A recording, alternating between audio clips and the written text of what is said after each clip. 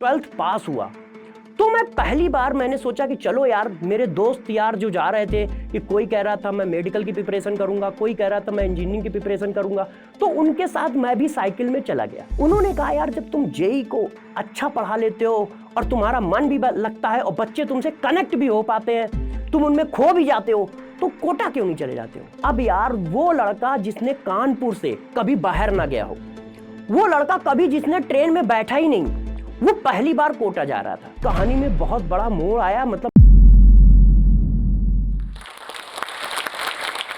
Hello प्यारे बच्चों, मैं सर्वेश कुमार दीक्षित। आप सभी को पता है कि 19 से 20 साल से मैं केमिस्ट्री पढ़ा रहा हूं नीट और जेई में। इस समय मैं संकल्प भारत में फाउंडिंग मेंबर में से एक हूं, जिन्होंने एक ऐसा ऑनलाइन प्लेटफॉर्म बनाया है जिससे कम पैसे पे बच्चे आसानी से सेलेक्ट हो सकते हैं और अपना फ्यूचर लिख सकते हैं। तो अब मैं आपको अपनी जर्नी के बारे में बताने जा रहा हूं, जो ऐसी जर्नी है जिसको फ्यूचर क्या होता है ये कुछ पता ही नहीं था। ना ये पता था कि नीट क्या होता है, ना ये पता था जेई क्या होता है। मतलब टोटली ब्लैंक पर्सन की कहानी सुनाने जा रहा हूं, जिसको अगले दिन का कुछ नहीं पता होता है। तो देखो यार, मेरी पैदाइश कानपुर की है। कानपुर शहर एजुकेशन के हब के फॉर्म में जाना जाता है, मगर मैं इससे काफी दूर था और साथ साथ में अपनी कंडीशन ऐसी थी कि बहुत ज्यादा ऐसे कोर्स या ऐसी चीजें नहीं कर सकते थे जिनमें बहुत पैसे खर्च होते हो। तो कहानी चलती है, जैसे सभी बच्चे पढ़ने जाते हैं वैसे मैं भी गया। ठीक है, नॉर्मल से स्कूल में पढ़ता था। पढ़ते पढ़ते जब मैं क्लास 5th में पहुंचा, तब मैं जाकर एक ऐसे स्कूल में गया जिसमें बॉयज एंड गर्ल्स एक साथ बैठा ले जाते हैं। उससे पहले यार, अपनी कहानी इतनी थी कि यदि आज टीचर ने मार दिया है तो कल उसका काम कर ले जाना है, और यदि कोई छोड़ देता है तो उसका काम नहीं करना है। इतनी बस मैं पढ़ाई करता था। अब इस पढ़ाई से आप समझ गए होंगे कि पढ़ने में मैं शुरुआत में कैसा था। जब क्लास 5th में पहुंचा तो ये थोड़ा सा चेंज आया मेरे में। चेंज क्या आया? चेंज ये आया कि जब मैं कंबाइंड क्लास में बैठा, तो आप लोग जानते ही हैं, गर्ल्स भी बैठते हैं, बॉयज भी बैठते हैं। तो यार, वहां पर मुझे थोड़ा सा चेंज ये आया कि जब देखो तब सर ने डांटा। मान लो मैं कुछ काम नहीं करके ले गया, सर ने डांटा, मैम ने डांटा, तो थोड़ा सा इंसल्टिंग फील हुआ। उसके पीछे रीजन ये था क्योंकि मेरी कोई सिस्टर नहीं थी, जिसकी वजह से गर्ल्स का लेना देना मेरा बहुत दूर दूर तक कुछ नहीं था। मैं उतना ही गर्ल्स से शर्माता था जितना पहले शर्माता हूं, उतना आज भी शर्माता हूं। मतलब मेरे को थोड़ा हेजिटेशन फील होता है। ये गलती मेरी है, मैं स्वीकारता हूं, मगर था। तो मुझे क्या हुआ, काफी कुछ अजीब सा लगता था। तो फिर मैंने पढ़ना चालू किया। मैं फिर भी उतना ही पढ़ता था जिससे मुझे कोई टीचर डांट ना पाए और कोई टीचर मुझे मार ना पाए। उतना ही पढ़ता था।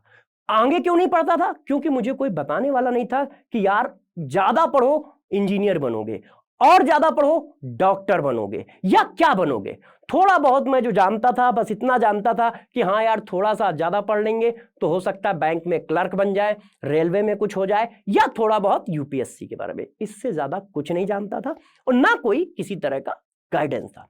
कहानी आगे बढ़ती गई। इसी तरह से 10th हो गया। 10th में लोग मुझसे बस ये बहुत कहते थे कि मैथ्स पढ़ा करो, मैथ बहुत टफ होती है। क्यों? यूपी बिहार में एक रट्टा होता है कि मैथ बहुत टफ होती है, मैथ बहुत टफ होती है। तो जब मैं 10th में पहुंचा तो लोगों ने कहा मैथ बहुत टफ होती है। और मैं पढ़ता था सरकारी स्कूल में। क्यों? क्योंकि प्राइवेट या कॉन्वेंट स्कूल में पढ़ाने के लिए मेरे घर में पैसे नहीं थे। तो मैं एक नॉर्मल से सरकारी स्कूल में पढ़ता था, जिसकी मैं फीस बता दूंगा तो आप लोग डर जाओगे। 625 रुपए फीस थी पूरे साल की। मतलब पूरे साल मैं 625 रुपए में पढ़ता था। ठीक है, तो 625 रुपए उस स्कूल की फीस थी और मैं आराम से उसमें पढ़ता था।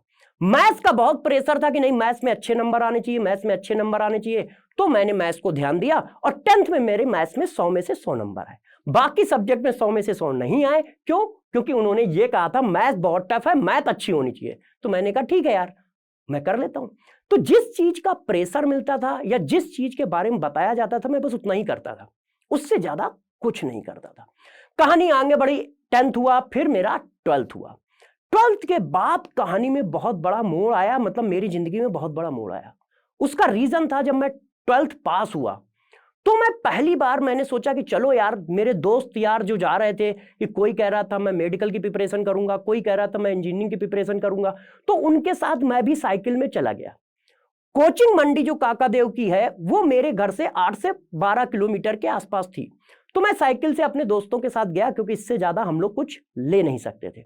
गए तो मैंने जब वहां फीस पता की तो एक सब्जेक्ट की फीस उस जमाने में 15 से 17 हजार हुआ करती थी। मतलब यदि आप 3 सब्जेक्ट पढ़ना चाहते हो तो 50 हजार रुपए खर्च करने पड़ेंगे। 50 हजार रुपए मेरे लिए उतने ही बड़े रुपए थे जो आज करोड़ रुपए की कीमत है, जिसकी वजह से मैंने वो सपने छोड़ दिए। मतलब देखे ही नहीं थे, देखने से पहले ही वो टूट भी गए, या ये मान के चलो मैंने वो रास्ता ही छोड़ दिया। तो यार वो सपना जब मेरा टूट गया तो मैंने सोचा अब क्या कर सकते हैं। तो एज यूजुअल जो सारे बच्चों की कहानी होती है, वो नीट और जेई नहीं करेंगे तो वो ग्रेजुएशन करते हैं। तो मैंने भी साइंस विंग से ग्रेजुएशन के लिए देखा। मैंने कहा चलो अब इससे क्या करते हैं, ग्रेजुएशन करते हैं और आगे कुछ फ्यूचर बनाने की कोशिश करते हैं। मगर आप सभी जानते हैं कि यार हर एक चीज में पैसे लगते हैं। तो मैंने साथ साथ में अपने सर्वाइवल के लिए या पढ़ाई करने के लिए ट्यूशन पढ़ाना भी शुरू किया। जो मेरा पहला ट्यूशन था वो मेरे घर से 5 से 6 किलोमीटर दूर था, और उस 500 रुपए के ट्यूशन के लिए मैं 5 से 6 किलोमीटर साइकिल चला के जाता था, उस 12th के बच्चे को पढ़ाता था और वापस आता था। ये मेरी जर्नी थी, और वो 500 रुपए मुझे इतने अच्छे लगते थे। क्यों? क्योंकि उससे मैं अपने ट्यूशन की फीस दे पाता था जो मैं ग्रेजुएशन में पढ़ता था टीचरों से, और साथ साथ में उस कॉलेज की फीस दे पाता था जो पूरे साल में शायद उस समय 1500 कुछ रुपए थी। वो दोनों खर्चे मेरे निकल जाते थे। और फिर इसी तरह से मैं कुछ ट्यूशन मुझे मोहल्ले में मिल गए। उसका रीजन क्या है, 10th में जिस स्कूल में मैं पेपर देने गया था, जिस स्कूल में मेरा सेंटर पड़ा था, उस स्कूल में मेरे गली के पीछे वाली गली के एक अंकल टीचर थे। तो उन्होंने जब मुझे पेपर देखे हुए देखा कि यार दीक्षित जी का लड़का पेपर दे रहा है, तो उन्होंने देखा कि लाओ सोच देखते हैं कि ये किसने क्या किया है। तो उस समय मैथ में मुझे ध्यान है मैंने 7 कॉपियां भरी थी। तो उन्होंने एक एक करके पेपर देखा, मगर वो हिंदी के टीचर थे। तो उन्होंने अपने एक दोस्त को बुलाया कि यार जरा देखो इसने मैथ्स में क्या किया है। तो उन्होंने उसको इशारा किया होगा या बताया होगा, उन्होंने मेरे से कुछ नहीं बताया। तो गली में जो मोहल्ले में होता है ना, ये जरूर फैल गया था कि यार दीक्षित जी का लौंडा मैथ में बहुत तेज है, मैथ में बहुत तेज है, इसके पूरे में पूरे नंबर है। इस वजह से थोड़ा मेरा मामला बन गया था। तो मोहल्ले के आसपास के लोग इस बात के लिए जरूर आ जाते थे कि यार मेरे बच्चे को ट्यूशन पढ़ा दो। क्यों? क्योंकि यूपी और बिहार साइड में मैथ का वैसे ही माहौल टाइट रहता है, लोग उससे डरते हैं। उस समय बच्चे डरते थे, अब तो नहीं डरते। तो यार मैं इसकी वजह से मुझे मोहल्ले में भी 2-3 ट्यूशन मिल गए। अब मैं पढ़ाता चला गया बच्चों के साथ, क्योंकि मैं भी उस समय बच्चा ही था, बीएससी प्रीवियस में था, और मैं पढ़ाता 12th वालों को था। और 12th में मैं फिजिक्स भी पढ़ाता था, केमिस्ट्री भी पढ़ाता था, मैथ्स भी पढ़ाता था। क्यों? पढ़ लेता था, पढ़ा देता था। ऐसा मेरा कुछ फेवरेट नहीं था कि केमिस्ट्री फेवरेट है, जैसे मैं अब 20 साल से केमिस्ट्री पढ़ा रहा हूं, मगर उस समय मेरा फेवरेट मैथ्स था कि हाँ यार मैथ्स बहुत अच्छा लगता है। मैं जब पढ़ाने लगा तो मुझे जब ये पता चला कि यार नीट और जेई में केमिस्ट्री फिजिक्स दोनों एक साथ पढ़ा सकते हो, मतलब नीट वाला में भी काम आएगी, जेई वाले में भी काम आएगी। तो मैंने धीरे धीरे क्या किया, मैथ्स छोड़ा और फिजिक्स छोड़ी। लास्ट में मैं केमिस्ट्री में आके सेट हो गया कि नहीं अब केमिस्ट्री मुझे पढ़ानी है। मगर इस तरह से मेरा ग्रेजुएशन कंप्लीट हो रहा था और ट्यूशन मिलते जा रहे थे, और मैं उससे अपना गुजारा करता आगे चला जा रहा था। फिर एक दिन एक ऐसा आया कि किसी ने मुझे पढ़ाते हुए देखा। वो पर्सन जो थे वो जेई की एक कोचिंग की फ्रेंचाइजी चलाते थे। उन्होंने जब मुझे एक जगह पे पढ़ाते हुए देखा तो उनको लगा कि नहीं यार इस बच्चे में या इस टीचर में दम है। तो उन्होंने मुझे ऑफर दिया कि आप आइए काकादेव में और यहां पर आके केमिस्ट्री पढ़ाइए। तो यार एक तो केमिस्ट्री, ऊपर से जेई की, जिसको करने का मैं सपना देखता था, उसको पढ़ाने की बात आ गई। तो मेरे तो पहले दिन तो मेरे हाथ पांव ढीले पड़े कि यार पता नहीं मैं कर पाऊंगा कि नहीं कर पाऊंगा। तो मैं दिन रात आईआईटी जेई के बारे में पढ़ने लगा। मैं ग्रेजुएशन के बारे में बहुत कम पढ़ता था, सारा का सारा आईआईटी जेई के बारे में पढ़ने लगा। फिर मैं पोस्ट ग्रेजुएशन पहुंच गया, मगर मैं आईआईटी जेई के बारे में पढ़ता था और उनके यहां पढ़ाता था। आप सोचते होंगे कि बच्चे 5-6 घंटे पढ़ते हैं, मैं 11 घंटे पढ़ता था आईआईटी जेई के बारे में। क्यों? क्योंकि वहां सिर्फ एक ही बात थी कि वहां पैसे ज्यादा मिलते थे। तो मैंने बहुत सारे ट्यूशन छोड़े और मैंने कहा यार ये पैसे ज्यादा देते हैं तो इसके लिए जितना भी पढ़ना पड़े पढ़ो। फिर वहां पर मुझे एक मेरा दोस्त था, या उसी समय मेरे एक दोस्त बने थे, उन्होंने कहा यार जब तुम जेई को अच्छा पढ़ा लेते हो और तुम्हारा मन भी लगता है और बच्चे तुमसे कनेक्ट भी हो पाते हैं, तुम उनमें खो भी जाते हो, तो कोटा क्यों नहीं चले जाते हो। तो मैंने उनके बारे में पहली बार आईआईटी जेई के बारे में, कोटा के बारे में सुना। फिर मैंने जब ये सुना कि कोटा में आईआईटी जेई और नीट की बहुत बड़ी बड़ी प्रिपरेशन होती है, वहां पर बहुत सारे बच्चे पढ़ते हैं, तो मैंने कहा चलो एक बार वहां पर भी अपने आप को आजमाते हैं। तो इसके लिए मैंने उनसे पूछा मैं जाऊंगा कैसे। तो उन्होंने मुझे एक पेपर की कटिंग दी कि देखो यार यहां पर इंटरव्यू के लिए जगह निकली है। तो मैंने उस फॉर्म को डाल दिया और फोन पे बात हो गई। उन्होंने कहा कि इस डेट को आके पेपर दे सकते हो। अब यार वो लड़का जिसने कानपुर से कभी बाहर ना गया हो, वो लड़का कभी जिसने ट्रेन में बैठा ही नहीं, वो पहली बार कोटा जा रहा था।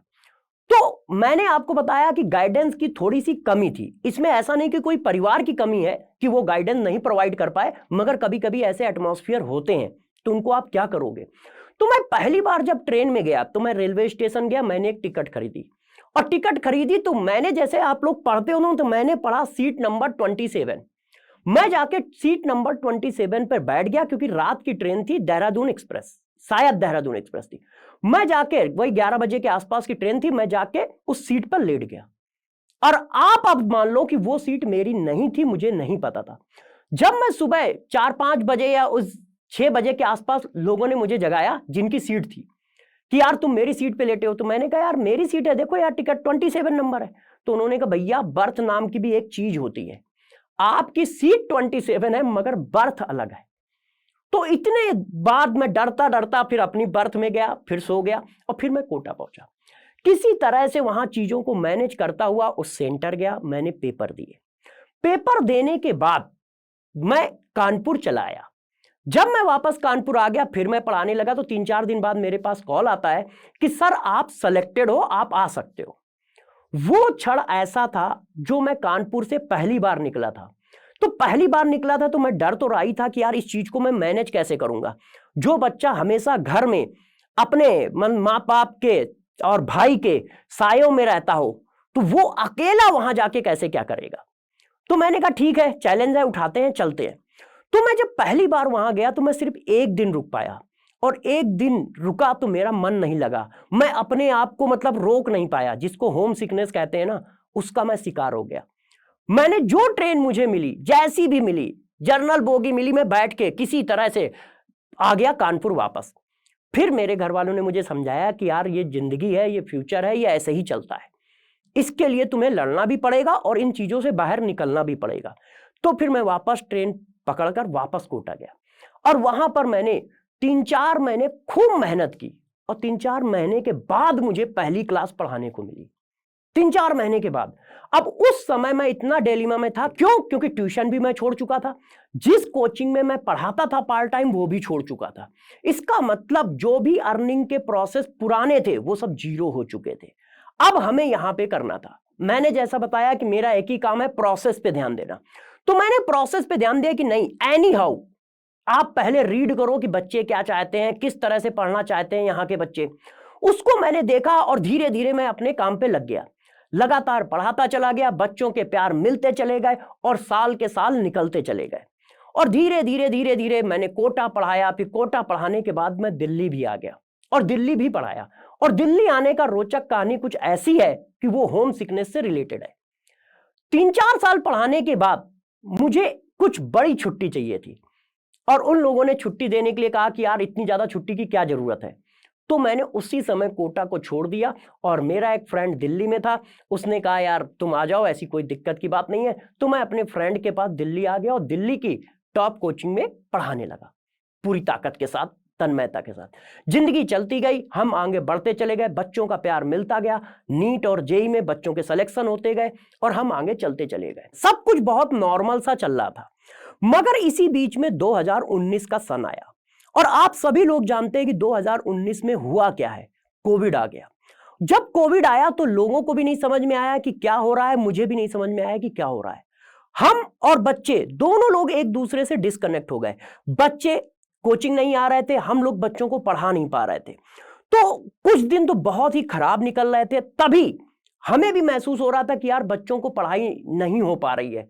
मैं YouTube लगातार देख रहा था कि YouTube में बहुत सारी चीजें चल रही हैं जो बच्चों को हेल्प कर रही हैं। उसी समय एक ऑनलाइन प्लेटफॉर्म का मेरे पास फोन आता है।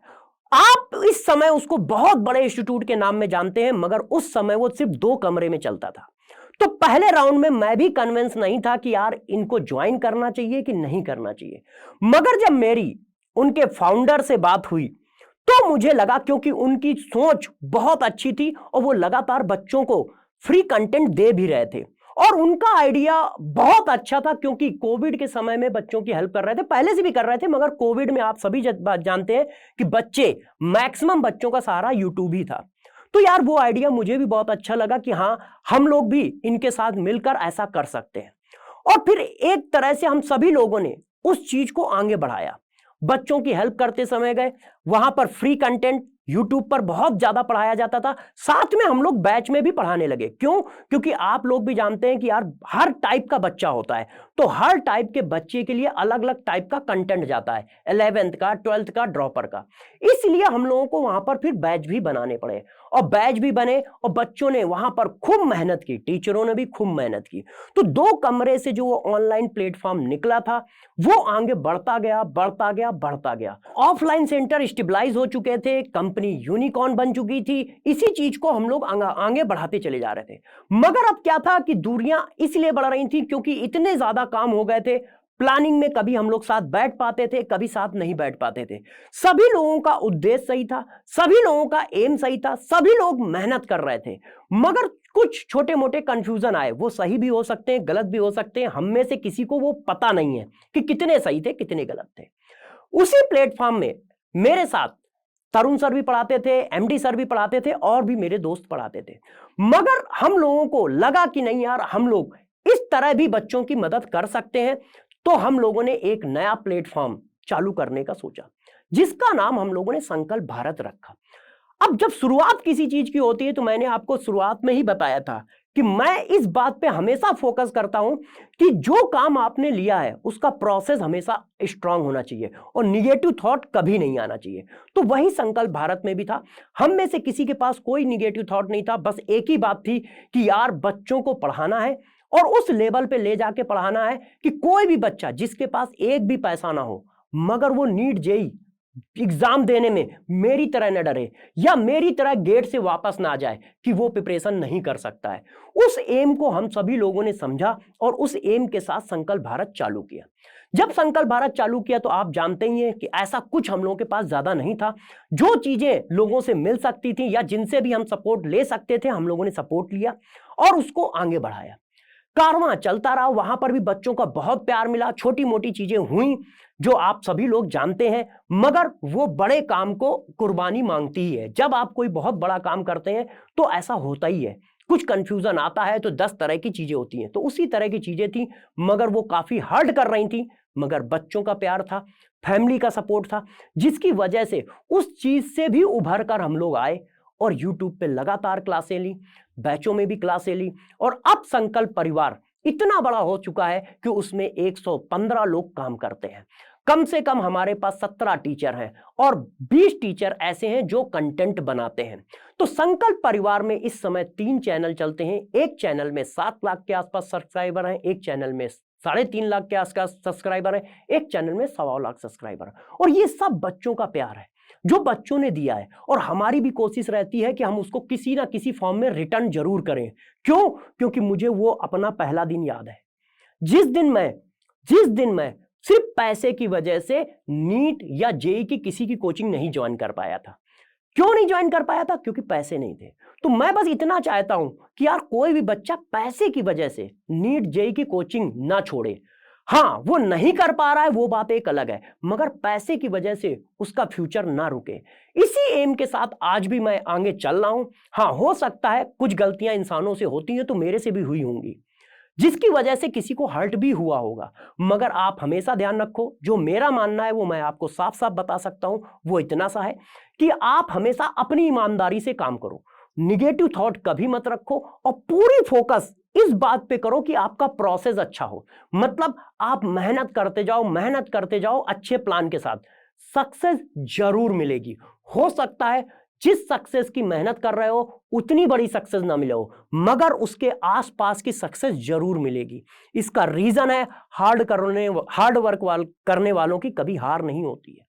जिसने भी हार्ड वर्क किया है वो आज तक हारा नहीं है। बस हो सकता है परसेंटेज ऑफ सक्सेस उस रिलेशन में ना मिला हो, मगर सक्सेस मिलती जरूर है। तो मेरा सभी से एक कहना है, चाहे वो स्टूडेंट हो नीट का, चाहे वो जेई का हो, चाहे वो यूपीएससी का हो, कहीं का भी स्टूडेंट हो, उसका काम है अपना हार्ड वर्क करना, अपनी प्लानिंग के साथ लगातार मेहनत करते रहना और जो भी चीजें हैं उन सब चीजों को आगे बढ़ाना। तो बच्चों, उन सभी लोगों को मैं हमेशा आभार प्रकट करता हूं या बहुत बहुत धन्यवाद देता हूं जो मुझे बच्चे से कनेक्ट कराते हैं। तो जोश टॉक को बहुत बहुत धन्यवाद कि उन्होंने मुझे बच्चों से कनेक्ट कराया या मुझे ऐसा मौका दिया कि मैं अपनी लाइफ को बच्चों को बता पाऊं। नहीं तो क्लासों में सिलेबस का ही टेंशन रहता है तो अपनी लाइफ बच्चों को बता नहीं पाते हैं। मैं बस इतना ही कहना चाहता हूं कि यदि मैं कुछ कर सकता हूं जीवन में तो तुम सभी लोग कर सकते हो, क्योंकि तुम सब के सब हमसे बहुत ज्यादा तेज हो, तुम सब के सब हमसे बहुत ज्यादा मेहनती हो। तो एक बार और जोश टॉक की सारी टीम को, सभी लोगों को बहुत बहुत धन्यवाद इस बात के लिए कि उन्होंने ये मुझे मौका दिया जिससे मैं बच्चों से और सभी लोगों से कनेक्ट हो सकूं और अपने बारे में कुछ बता सकूं। धन्यवाद। इस वीडियो के बारे में अपनी राय नीचे कमेंट सेक्शन में हमें बताएं और अपने दोस्तों के साथ ये वीडियो शेयर करना ना भूलें।